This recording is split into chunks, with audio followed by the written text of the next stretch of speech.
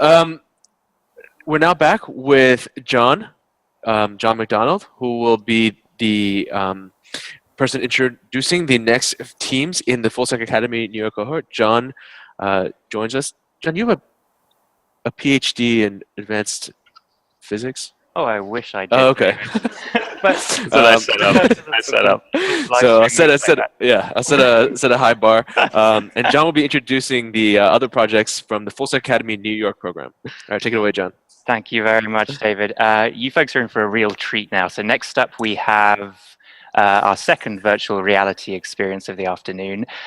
I'm not sure if it's a game or a training tool. I don't want to spoil too much of the fun, except to say this is a blast to play, but I think even more fun to watch people play this. So with that, I'd like to introduce you to the ground control team. Hello, everyone. I'm Nate, along with Wilson, Julius, and Zach, and we're happy to present to you ground control. You find yourself on a routine space mission when suddenly everything goes wrong.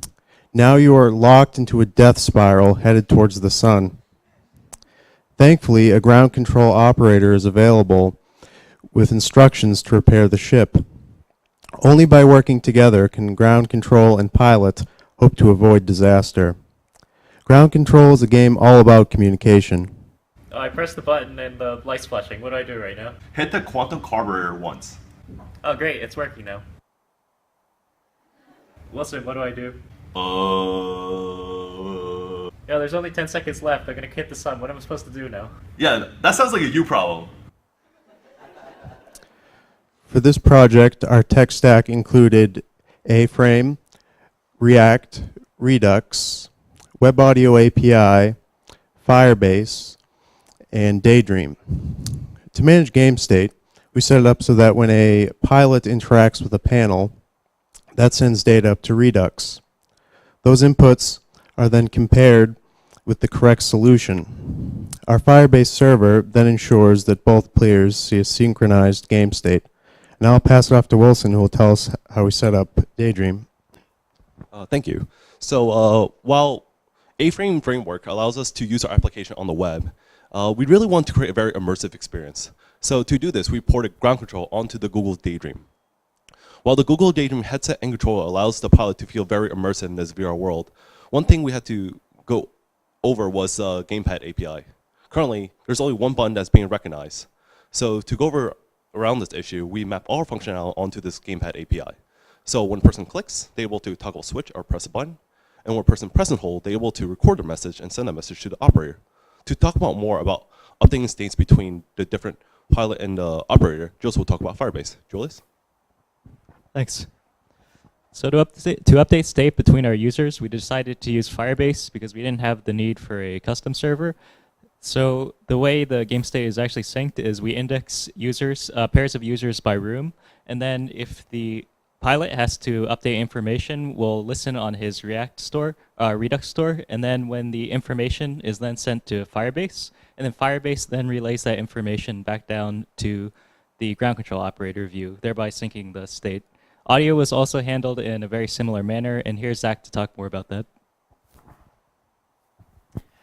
Thanks, Julius. So obviously for an experience about communication, audio is really important.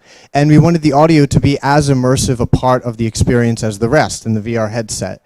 So we did two things to do that. The first is that we used Firebase for audio, even though it really isn't designed for it.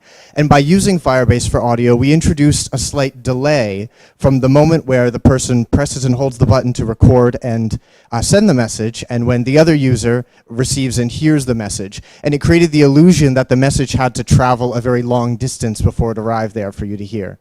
The other thing we did is that we really wanted the audio to sound like a kind of NASA transmission, something from Apollo 13, something real, something gritty and interesting.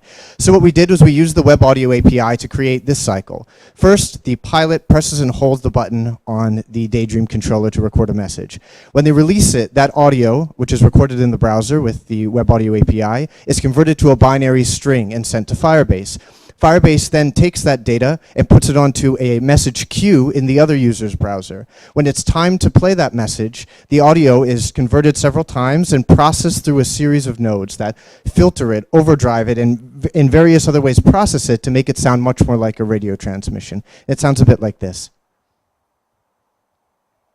Houston, we have a problem. Houston, we have a problem. So we had a great time gamifying communication like this, and if you have someone that you'd like to communicate better with and a Google Daydream headset, please head to gogroundcontrol.tech and check out our project. Thanks.